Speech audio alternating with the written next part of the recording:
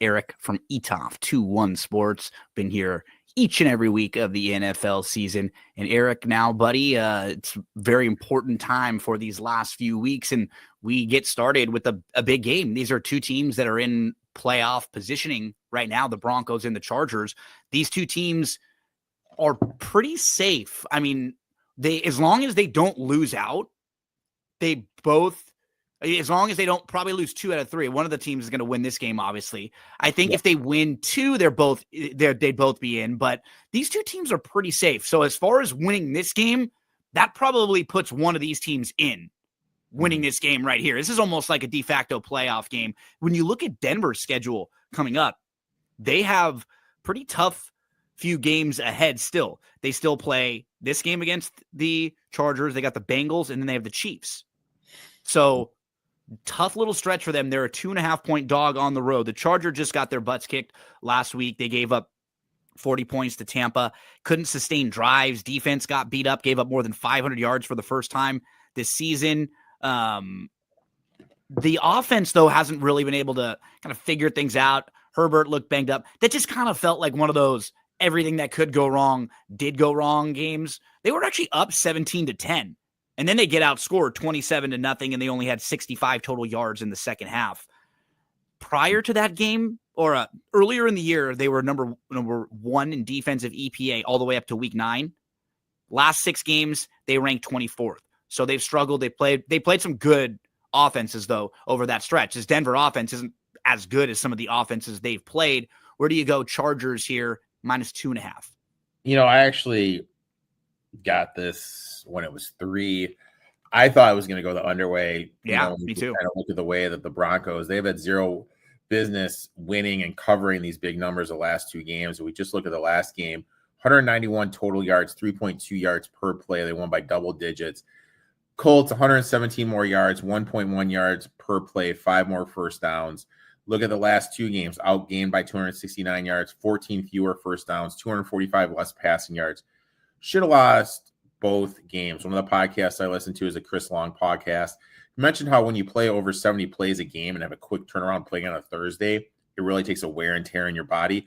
Broncos were on the field for 72 plays. Last 20 years, favorites on Thursday Night Football, 56%. Divisional favorites, 55%. When you watch the Knicks play, it kind of looks to me like he's hitting this rookie wall. He hasn't looked as good as last couple games. The way to attack the Chargers defense is via the run game to open stuff up. Broncos have no run game. The main weapons for the Broncos is Cortland Sutton. When we look at Sutton, he's really struggled against Darwin James in his career, only 4 for 53 last game. One of the big surprises for me this year, and I'm sure you too, has been the Broncos offensive line. Has that just been they've been playing up, or they're really as bad as everyone thinks they are? I think they're going to come down to earth when they're going up against Mack and Bosa. And also, Roman has a history of just kind of saving guys before a Thursday night game. It wouldn't surprise me if we see Vidal and Edwards get a little bit more running the ball. Because as much as everyone wants to make this Broncos defense a thing, it has not looked good these last 2 games. They've been outgained by the Browns and the Colts, 2 teams that aren't going to make the playoffs. And if Jonathan Taylor doesn't make a high school mistake, I mean, that's going to be a 20-7 game. Absolutely. That flipped everything. Negative script, and he's going to be throwing the ball. He already had a couple interceptions. I think the wheels would have fallen off. Broncos have been playing with some voodoo, one of the luckiest teams in the league. I'll take the 3. I took the 3. I mean, under 3, I obviously love it even more. So, they come off of a couple games where they really got the benefit of the bounces all throughout. Denver, it says right now, 91% chance of making the playoffs, but 3 tough games ahead for these Broncos. Erik, as we move along to our next game, this number, just from when you and I talked last night on Tuesday, now we're talking on Wednesday night, a number opened up at Texans -2.5. Now it's Chiefs -3, Chiefs -3.5. Patrick Mahomes practiced on Tuesday and Wednesday. So this is a Mahomes playing number here. He said he's going to try to push himself to play. Still trying to make sure they can secure at that number 1 seed, get the bye. So still have a nice advantage in that. what are your thoughts on this one with the Texans at the Chiefs? This is like a playoff preview. This could be a playoff game for sure. Obviously, you mentioned that the line moved with no Mahomes. The key number is the 3. When Mahomes is 3 or less, it's 64% ATS. I mean, looking at it right now, I mean, it is a little juice at the 3, but I definitely would be interested at the Chiefs at this number, because when you look at it, Texans really were like the Broncos. They had no business winning that game. Yep. Dolphins kind of dominated the box score, 2 of 3 INTs. Collins against a zone defense where he's a top-rated PFF player, 4 receptions, 17 yards. Houston also is a 10th worst tackling team. Little worried about that because Reed is such good at getting people into space. Mixon got banged up a little bit at the end of the game. If he's not able to run the ball effectively, that's going to limit what Stroud has been doing. Stroud obviously has taken a huge step backwards. Look, it's a Saturday game. We got Thursday, 2 Saturdays this week. This is just kind of a weird time of the year. This is when I would kind of look to play the under in games, just because it's kind of just gets players off their path. Maybe we'll get juiced up, which Mahomes gets created. But anything over 3, it's the Texans. Anything under 3, it's the Chiefs. Honestly, I will probably be playing with my nephews during this game and have no business watching it. Yeah, the Texans won last week despite putting up a season low 181 total yards. That was the fewest in a win for the Texans since week 17 of 2006. So they were another team that the ball bounced their way quite a bit. Bad throws. Stingley made some nice plays. Tua was awful in that game, honestly. That was one of the worst games I've seen from him. Another thing we need to mention is like these tackles have just been brutal for the Chiefs. What's it going to look like with Will Anderson? Is he? That's a big key.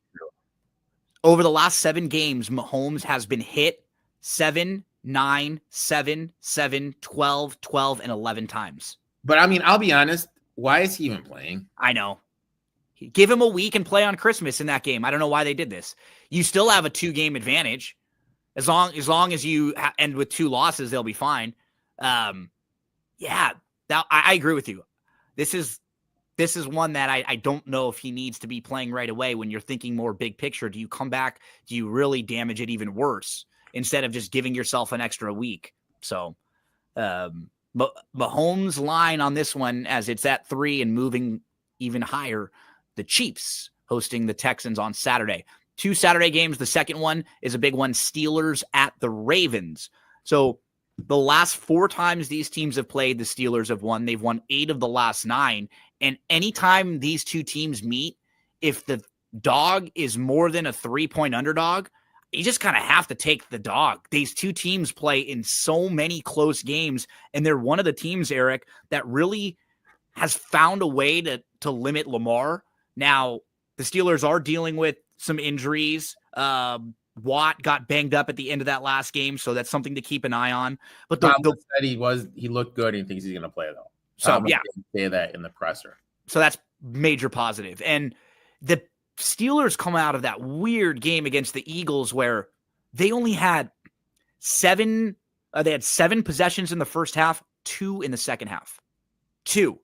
The Eagles went on this incredible drive and basically just ran out the clock the entire fourth quarter and didn't even give Pittsburgh an opportunity in that game. They've been playing a little bit better heading into it overall. Just feels like a spot that this is going to be a closer game than this. They've always been. This is a Tomlin spot. Yeah, I took the Steelers plus the 6. Tomlin is a dog, 66%, 62, 32, and 1. As a road favorite, as a road dog, 61%. Getting between 3 and 10 on the road, 67%. Dog after a loss, 65. In November and December, 67%.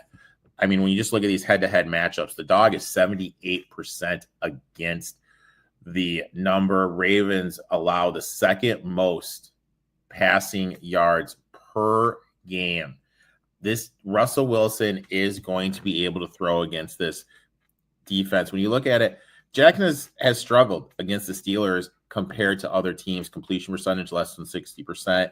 Only has passed over 250 yards once in his career, and he's only averaging 44 yards per game on the ground, significantly low compared to the rest of the league. Another thing, for this Ravens. This offensive line is insanely down than what we're used to having them see from them. Henry, when you look at his data, he's historically struggled against the Austin defense. I just think that if Harris doesn't fumble that pitch, that game against the Eagles probably would have played out a little bit differently. I like what I'm seeing from the Steelers here. I think this is just going to be a field goal game. Is it Broswell or Tucker that makes it? That's the question. So one of the reasons why I don't like backing the Ravens when they're a big favorite either, they entered week 15 as the NFL's most penalized team. And then last week, 12 penalties for 112 yards against a bad Giants team. Like when they didn't need to be. They're just not disciplined on the defensive side. And there was a situation where they had 4 defensive penalties on a single drive. That gave the Giants 41 of their 80 yards. This team has been doing it all year long, giving their opponents free yardage for extra downs, on stupid penalties a lot of the time. So if they're needing to win and cover by margin and they're up late in games, or there are situations where, they just gave them an automatic first down. Like, you don't like backing a team like that gives away yardage and that gives away opportunities based on penalties. So it's like the perfect spot to play the underdog Steeler Tomlin team and a bad spot to back the heavily favored Ravens team, both at the same time. It's not always going to win that way, but these are two teams with the way the Ravens have spit out leads too, and their defense and the secondary in particular is not very good. Like, you could be ripe for a backdoor here. This is going to be just a 10-point game, 12-point game, and you just get the backdoor late. Yeah, I mean, that's what it seems like to me. Yep. So we're both on the Steelers side here. Lock that one in if you can. Get +6 or so right now. Maybe even a little money line sprinkle, because we know these games could always be real tight. Browns at the Bengals. We've got the Browns coming off a game where they had 6 turnovers. They benched Jameis. Do we know for sure who's going to be the starter this weekend? DCR, which for sure hurts. I gave this one on the show, my show that you're on Tuesday. I mean, but even if it's DTR, when we look at the Bengals, how can we trust them leaving this such a big of a number? That's the key. This is an anti-Bengals with their anti-Bengals defense number. 29th, passing DVOA, 28th, rushing DVOA, 27th, PFF, 22nd overall defense, 26th tackling, 27th pass coverage, 27th pass rush, 23rd pass coverage. Just terrible. Mason Rudolph, 1/4.5, 21 for 26, 209, 2 TDs, playing a 1/4.5. Cooper Rush was able to move the ball. Now, look, I know it's DTR, but DTR brings a little bit more with his feet, and you have to bench Winston. I mean, look, I love Jameis. He's a fun guy, easy to root for. But those INTs, they had 3 INTs in the end zone. They only gave up 14 points to the Chiefs, and they did not cover. Bengals offensive line, bottom 10 in the league. Listen to these numbers. PFF-wise, Ford 68, Volson 54, Carraris 25, Kappa 70, Mims 65. Garrett is going to be able to get pressure. Chubb out. I love Nick Chubb, but I actually kind of think this benefits the team because Ford has a little bit more pop, He's just better right now. Chubb's still hurt. He wasn't the same guy. The Tillman injury is a little weird for me. He had a concussion. He's been out for a while. He did end his season last year with a concussion. I think they're just being a little over protective with him. Yeah. So adding him there, 2 Judy and 2 more. A lot of weapons, big number. I took the Browns here. I got it at 7. I thought it was going to be a Winston spot. Obviously, with the DTR news, it pumped up to 7.5. Yeah, the Bengals come off a game is more of a fade for me on the Bengals. Yeah, then it is a positive Browns play. Yeah. And the Bengals, another team that, gosh, they really benefited last week from Will Levis making just a couple awful decisions in that game. And now Levis is going to be benched. There was a stretch where they forced him to fumble in a tackle for a loss. Then they scored a touchdown. Then they picked him off on their next 2 possessions all in a row. It's like they were just getting gifts for a defense that's not even very good. I couldn't lay this number with Cincinnati at 7.5. Getting to the Lions at the Bears. Lions are a 6.5-point favorite on the road here playing the Bears. Lions just decimated by injuries right now. They got down 14-0 last week. couldn't really run the ball the way they would have liked because they were down. Goff had to throw 59 times. I mean, he was awesome. He became the only player since 1950 to lose a game where he had 400 passing yards, 5 passing touchdowns, and no interceptions. Previously, quarterbacks who did that were 16-0.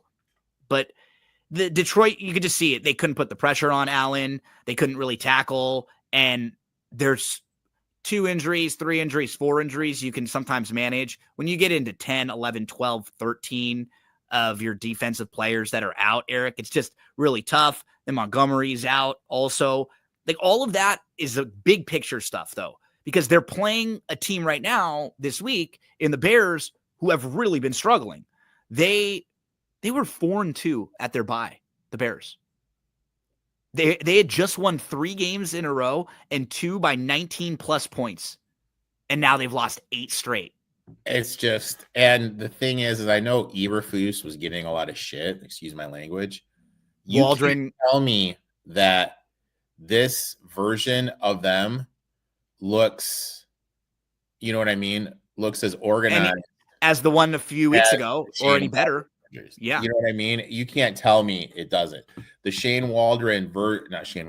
Eberflus fusion looked more organized. Yeah. They had been awful in the first quarter starting out. Perfect bounce back spot for the Lions. Bears 31st DVOA defending the run. They're going to be able to run all over them. I just don't trust laying this big of a number. It's going to be cold here in Chicago. It's going to be by the whatchamacallit, by the lake, going to be nice and windy. I just don't want anything to do with this game. Chicago, get up for this game to try to spoil things for the Lions. They'd love to do that. Gibbs, DFS. If you're playing cash games, Gibbs is going to be the most owned player. So you have to play him. And it's just the psychology that you playing him, you just are just, if he hits, great. If he doesn't hit, then he didn't hit for anybody else. So that's kind of the mindset you need. Yeah, just it's a spot that I'm staying away from too. I'm not laying it with the Lions, and I can't get there. DFS is the best play, and we have to remember, hypothetically, if Gibbs was going in to make it a huge, I forget the score at the time, but he fumbled that, going to go make it a 14, 17-point game. If the Lions were getting touchdowns instead of field goals, what would that game look like? It was just kind of a weird game, that Thanksgiving game for the Lions. Gibbs and DFS, nothing else for me. Arizona at the Panthers. Cardinals are a 4.5-point favorite on the road here. Cardinals are coming off of a game against the Patriots that they won. Didn't really love what the Patriots were doing early. Not a fan of their coaching staff at all. Don't really have many weapons. May is good, but it's not even like the Cardinals were all that impressive, and they haven't really been impressive now for like a month or so. Carolina had a down game, but it was the first time they were actually favored 34 games. Felt like Dallas was playing with a little bit of a chip on their shoulder. The Cowboys are kind of quietly playing pretty well right now. They're running the ball really well, and Micah Parsons came back in that game, and they just could not stop Micah Parsons. They couldn't guard him. They couldn't defend him. They couldn't block him. And Bryce Young had a really bad down game after like 4 or 5 weeks where he was very, very good, like the best version of him that we've ever seen. I feel like this is a nice spot for the Panthers at above a field goal to come back, try to keep this a close game. It's not like Arizona overall has been playing all that well. So I gave this one out on your show last night too, as one of my 3 this week. I played the Panthers as the home dog here as one of my plays. Talk to us a little bit about this one. For me, it's really simple what I'm going to do here. Today is the day. Sorry, Sunday is the day. Trey McBride is getting in the end zone. Panthers are giving up the most TDs to opposing tight ends. They're bottom 5 defending tight ends per DVOA. Trey McBride, best tight end in the game. I just think he's going to finally get in the end zone. It's to the point now at this season. He is 5th in red zone targets, and he has yet to have a touchdown. So he broke the record for most receptions and most receiving yards in a season without a touchdown. I think it was Deontay Johnson like a year or 2 ago, right? Yeah. That had it because we kept playing him when we were trying at the end. It was the same sort of thing. I played McBride last week. Like, he got tackled at the 1. He should have got in. I think they're going to look to get him a touchdown. Maybe look to do a little James Conner too. Panthers do struggle defending the tight end. But, this to me, and I get your bet, but to me, I have other games I like. I'll look Yeah, at the sure. player prop here. Sure. It's just both these teams for me, I have some trust issues with. You're kind of a little cold on both of them right now. Yeah. Cardinals, you mentioned Connor. He had 110 yards off 16 carries and 2 touchdowns. Just really impressive. He's one of the more under the radar, like not talked about players that's just really solid. And I mean, really kind of solid. Like, what happened this year kind of makes us have to think about what we do with these rookies in dynasty drafts. Yeah. Because Brooks and for the Panthers was supposed to come in. He got hurt. Then they signed Chuba because Chuba was doing so good. The kid Benton, I'm spacing on his name, that they drafted here was supposed to be the heir apparent to Connor. Connor's doing so good. They signed him to extension. Yep. So with these dynasty type drafts, that's what you kind of have to be looking out for. We keep rolling along here. Next, we get to the Eagles at the Commanders. This is a big game for the Eagles to try to stay in contention for that number 1 seed. The Commanders got pretty lucky last week, able to hold on after they got there was that little clock safu. Yeah. Like honestly, and that was one of the things they never Spencer Rattler, a 1 in 100 is going to drive the length of the field. I know, like that, yeah. And if he doesn't do this, I think this game is going to be close to 3. We need to remember the Commanders were getting 3.5 when they were at the Eagles at the beginning of the year. And now you're telling me now that they're at home, there's no difference in the line. The line's completely the same. Yep. Does that, you know what I mean? There should be a little dip down because of that dip because you're at home. And I also don't think people are realizing Barkley got hurt to close out that game. Gainwell actually was the one who closed that game. Brown got a little bit banged up. If the Commanders do cover this game, I think this is going to be closer to a free. Fangio's defense has struggled with a mobile quarterback. Last time they played, they were right there. They should have kicked the field goal to tie up the game, but for whatever reason, they went for it with that funky play. And the wheels just throw off in that last Thursday night game. Is it a letdown spot for the Eagles? You know, coming off that game against Pittsburgh, Carter and Sirianni getting in a fight. I don't know. It's a spot. It's a Washington spot for sure. Has been looking really good. And like I said, Fangio's defense struggles with the RPO, struggles against mobile quarterback. I think this is just the spot. I bet the Commanders here plus the 6.5. Yeah, I think this 3.5. Yeah, I think if you get over the 3 for sure, this was where I would jump in because I think this feels like a close game. Philly, I like quite a bit. I think they're one of the better teams in the league right now, probably one of the safer teams when you're looking around at everybody. But this is a very good spot for Washington back at home, coming off a week at a really weird game where they got up big, then they made a quarterback change with the Saints, and then late Washington was just kind of trying to hold on. It was just strange. I think Washington has a good punch here forward. And again, could Washington be down 10 late in the game and get you a garbage time touchdown here to cover? Yeah. Like that's kind of how I'm looking at this. Absolutely. I could see that situation happening with Daniels getting an opportunity to try to cut the game close. So at over 3, I'm definitely on the Washington side in this one. We move to the Giants at the Falcons. Michael Penix will be starting for the Falcons, and they are an 8.5-point favorite against the New York Giants this year. I mean, Cousins, he only completed 11 out of 17 passes.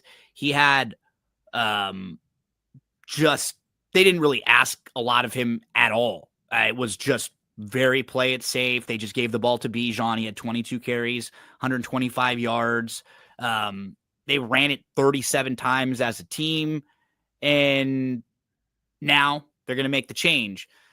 I have a tough time with the Giants because I think a lot of them, and you and I were talking about this on your show last night, I'm wondering if a lot of them are kind of just checked out for the rest of the year. They have a couple weeks left. I mean, they've had 4 different quarterbacks. A lot of the guys are probably frustrated because as much as the Daniel Jones contract and business stuff doesn't make sense, and you can understand like cutting him or any of that, he was the best quarterback of the 4 guys that they've had. And so if you're just on the roster playing for this team, it's frustrating when the best players aren't out there playing and you feel like you're battling, I don't think I can get there with either side here. Do you have a play in this game?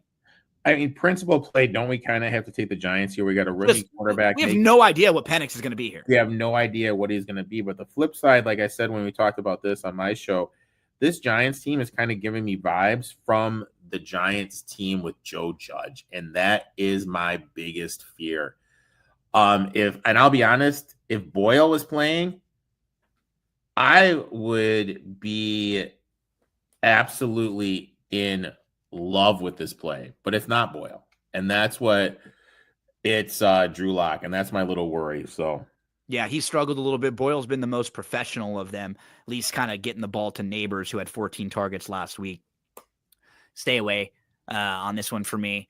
We move to the Titans at the Colts. Colts are a 3.5-point favorite. They just such a disappointing effort from them last week because they could have gone up 20-7 with that Jonathan Taylor touchdown, and instead it ends up being a touchback. They don't score another point the rest of the game.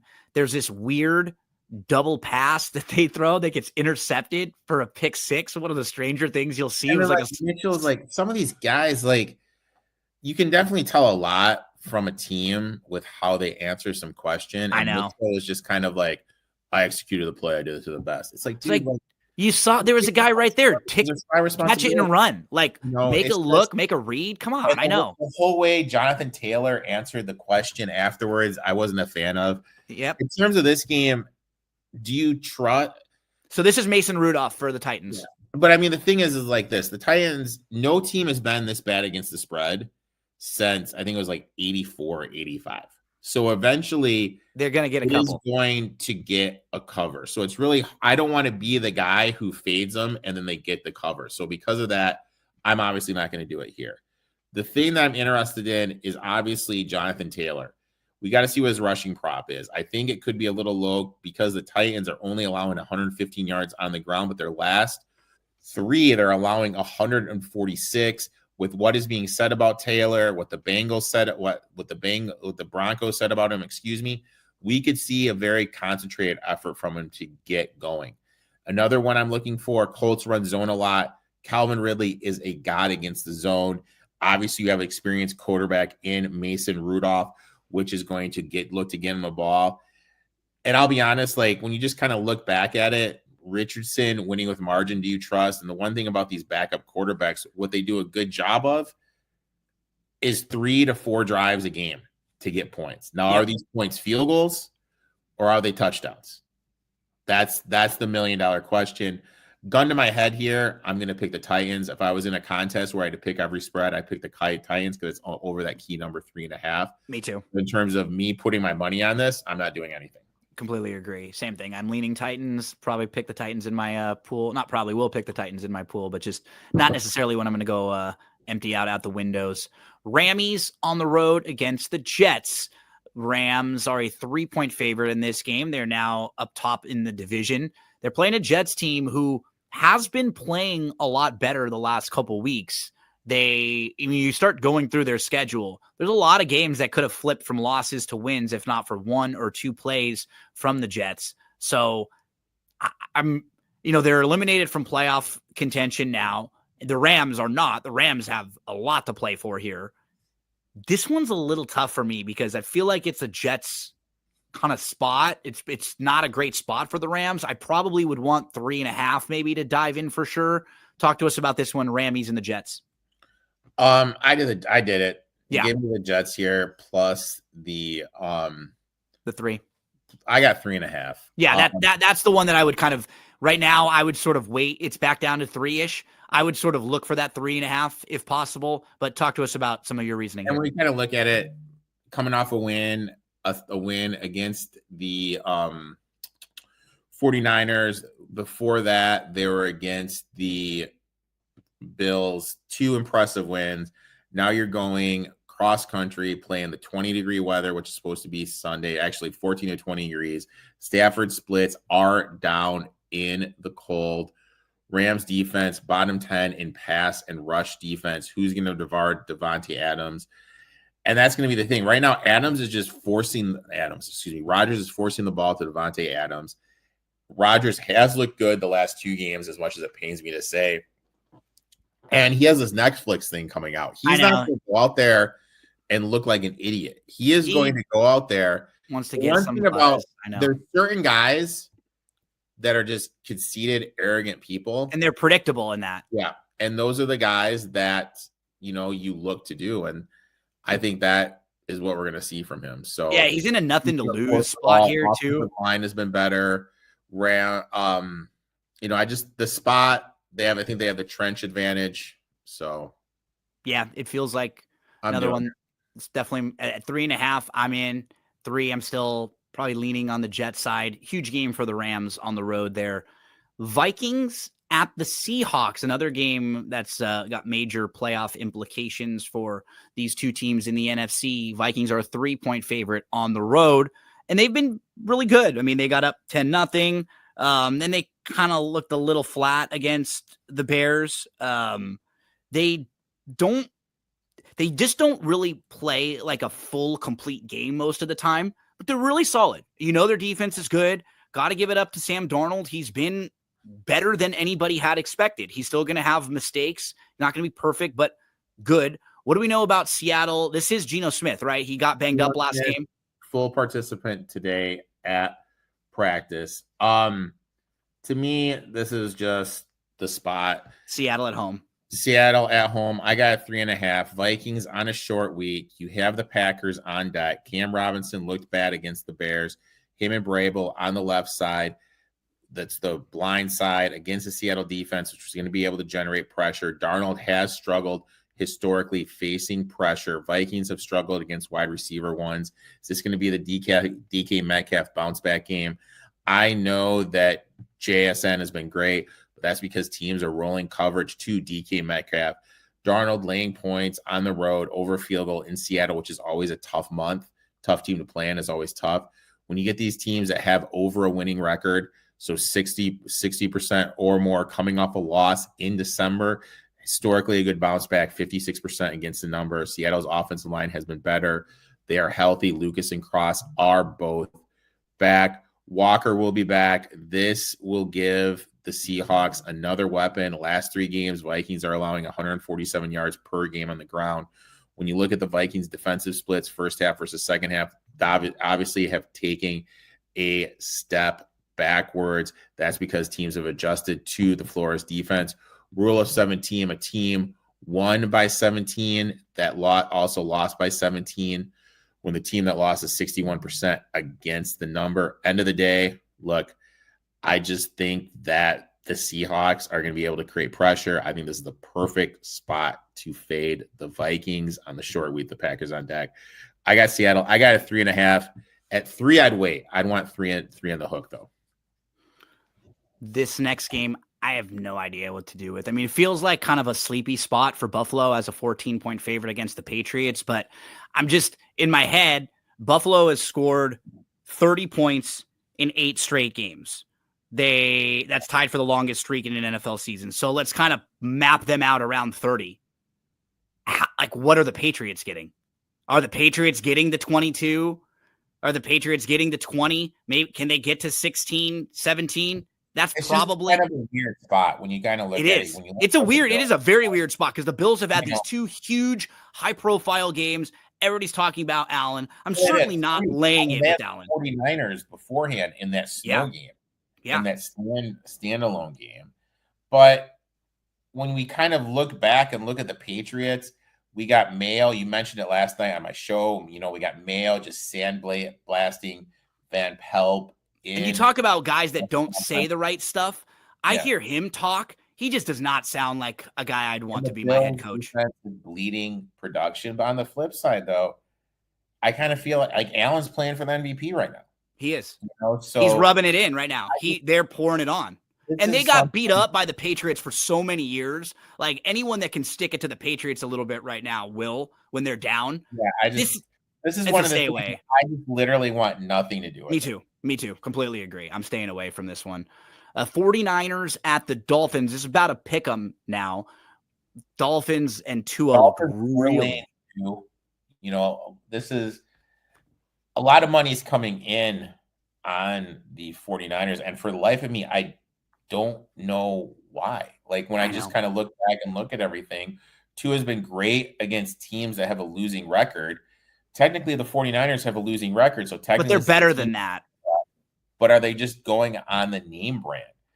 Yeah. Are the Niners DBs going to be able to defend Tyreek Hill? What's going on with Jalen Waddle? Left the game early. We need to know what's going on with him. Bounce back spot for Debo. Debo looked absolutely bad. Awful. And the thing is, though, him looking bad covered up for Jawan Jennings because Jawan Jennings looked absolutely worse. He literally gave up on the Brock Purdy INT that was into the end zone. He completely stopped running his route. Are they going to be able to get enough stops on Guerrero in the rush game? Do you trust the Finns defense? Both teams need to basically win out. I kind of think that the big stat that looks at it is bottom 4 in the league, the Miami Dolphins defending the tight end position. Are they going to be able to stop Kittle? I really have no idea what to do here. Like Yeah. I don't know what to do here.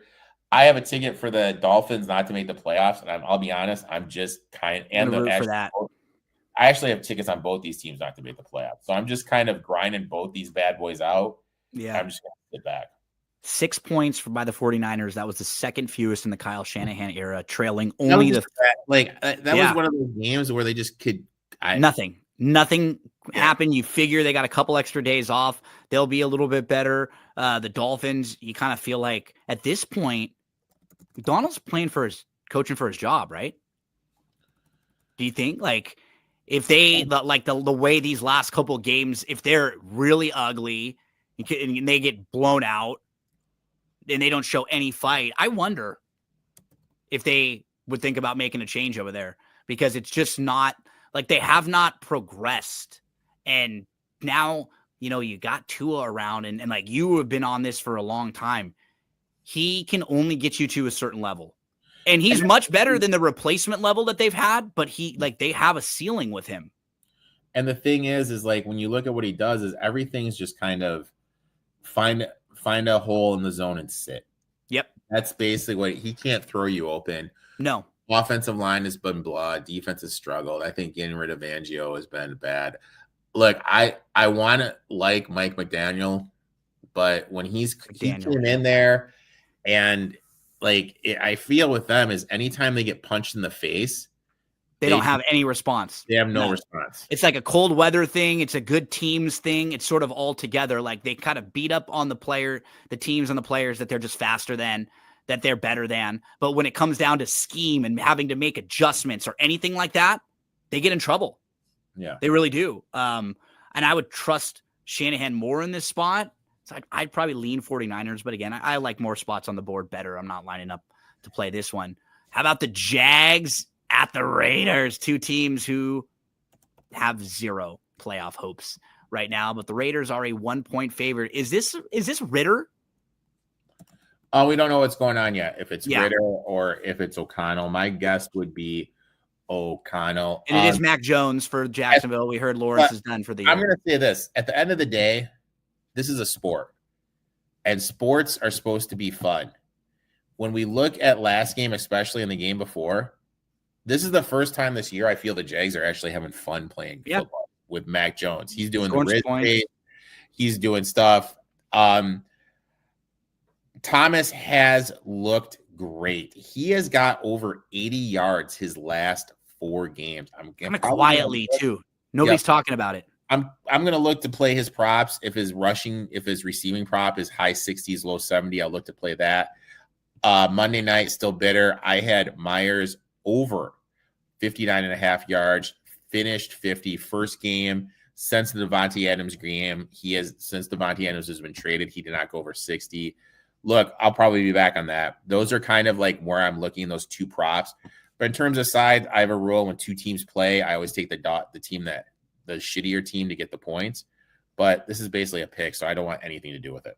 Yeah, I'm just staying away from this one. But a couple things that you pointed out. Brian Thomas Jr., he set the franchise record for receiving yards by a rookie, 956. And you know what? They ran the ball a little bit better last week. He actually had 14 targets in that game, Brian Thomas Jr., which was insane. And then their tight end Strange had a career high with 11 catches for 73 yards. So, they won time of possession by almost 9 minutes. They had more first downs. They were better on third down. They lost because 2 turnovers, 8 penalties, and they went 2 of 4 in the red zone. Yep. That's why they ended up losing the game. But they played well. Like, they played well for a lot of the game. They moved the ball. Like you said, they looked like they were finding new weapons to use. You just don't want Mac Jones throwing it 46 times in a game. No. You're that, that's not a recipe for success. But I was a lot more impressed with him last week than he had been the prior week. So a couple more games to get into. Sunday and Monday night football. Tampa Bay Bucks at the Cowboys. Tampa is a 4-point favorite in this one. They come off of a game where they had a couple first half turnovers, and then in the second half, they just exploded. Mike Evans went crazy. Bucky Irving went crazy. Baker Mayfield had a really nice game. They had 505 yards to the Chargers 207. And Baker is just all about trying to get Mike Evans to 1,000 yards. He has 749 this year. So he needs to average 83, just over 83 yards in the next 3 games. Over the last, since he came back from the bye. I've just been playing his over and his adjusted over. Yep. It's hit every game but one, not the Chargers game, the one before. So I'll definitely be looking to do that. The Sunday standalone game, maybe put him in my captain spot. But what the Cowboys have started to do, and you got to kind of give them credit, is they're doing what they did, just get to the CeeDee Lamb, but times 2. They're just looking for CeeDee Lamb. I don't think the Bucs have anyone in their back that's going to be able to defend them. Secondary is starting a bunch of younger guys, a bunch of rookies. I know it's the second half of the season, but they can still be thrown on. 22nd DVOA defending in the pass. Rico Godwin, he's really started to look better. I think running on this team is going to open up more passing lanes. Bulls favorite, 48%. Mayfield favorite, 39%. Teams that won by 21 or more points, 48%. Against the spread the next game, when they are road dogs, it drops down to 45%. I just think this is a great spot for the Cowboys. It's a primetime game, kind of a good spot to fade the Bucs. The Bucs are starting to get a little chatter that they're kind of that team. A little buzzy. Yeah. Yep, I completely agree. I think this is the spot for the Cowboys.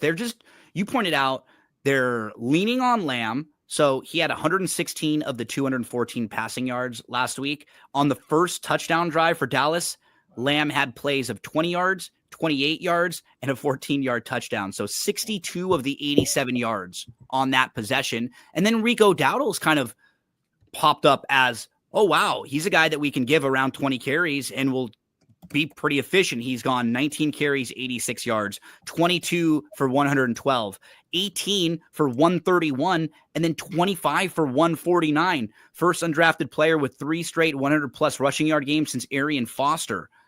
So now they've got a number 1 receiver. They've got a back that they feel confident that they can hand the ball off to. They've got a quarterback now who's just feeling a little bit more comfortable because he has had more starts under him, and they get Parsons back. So the problem with Dallas has been they weren't deep enough. They have some top-tier talent, and then some of the top-tier talent got hurt. Now they're getting some of those guys back, and they're at least using them. Just feels like a really nice spot for the Cowboys here. I also think Baker was a little bit banged up too, like wasn't practicing. I think so. Something to monitor, keep an eye on there. Let's get to Monday Night Football. Erik, December the 23rd, Saints at the Packers. A 14-point favorite here for Green Bay. And they've been playing really well lately. I mean, you look at the Packers, their defense comes off a really good effort because they only allowed 208 total yards against Seattle. And they sacked the quarterback 7 times in that game. What we're seeing too, Love getting a little bit better. He had a stretch earlier in the year where he wasn't playing all that well. He had a 57% success rate. That was the 5th highest of his career. 3 of his 5 highest success rates have come since week 10. So you have always kind of pointed out with him, if he can clean up some of the footwork a little bit, sometimes he'll get a little sloppy with the way he'll lean on just his talent and his arm strength, and it gets him in a little bit of trouble. If he's just a little smarter about it, it's a good team. I mean, they're 10-4. And their losses have come to double-digit win teams that have clinched playoff spots. Lions, Eagles, Vikings. They don't have really bad losses, but they're a 14-point favorite here. Now this has got to be Rattler, right? After Haener was really bad in the first half. It's going to be a Rattler spot. I mean, like for me, my first thing is I took 6-1 for Kamara to have over 1,000 yards. He's at 950 and he hurt his groin. So I need him in my fantasy team. I'm in the semis and I need him bad. In one of my leagues, I'm in the semis, but luckily I have Miller. So whoever goes, I'll obviously start. Do you trust Rattler covering this big number as a letdown spot, winning as the Packers did with the Vikings on deck? But you have Rattler going to Lambeau. It's going to be cold, freezing temperatures. This is another one of these games. Like, I just don't want anything. You know what I mean? Why do you want? If I can find an angle, a number, maybe a Jawan Jennings over, if it's like 25, I'll look to go to. But I want nothing to do. I'll be sitting back, sweating out my semifinals with you and Kendre Miller or Alvin Kamara. So that is a look at NFL Week 16. Just a shout out to everyone out there. We're recording this on Wednesday. Next couple days, you can play some of the races over at Gulfstream Park. And if you do, head on over to shop.drf.com, or you can just go to drf.com and get everything you need. Or if you're looking for a Christmas presents in the next few weeks, DRF gift cards. Great. Someone that likes to play the races, they can purchase their racing forms, clocker reports, any DRF swag. Erik, buddy, you and I will also be talking on Sunday, 11 a.m. Eastern time for NFL Betting Blitz. We'll go through everything. We'll talk a little bit more about DFS. We'll have a full injury report by that point. We will see if there's been any movement in some of these numbers if we wanted to dive in, or maybe we kind of think about backing off at certain numbers if people are playing then. Anything else you want to mention before we get out of here? No, it's been a good year. Let's finish strong, and, Merry Christmas, everybody. Good luck, everyone, this week, and then come hang out with us on Sunday morning, 11 a.m. Eastern time on my YouTube channel, over on Erik's YouTube channel, either of those.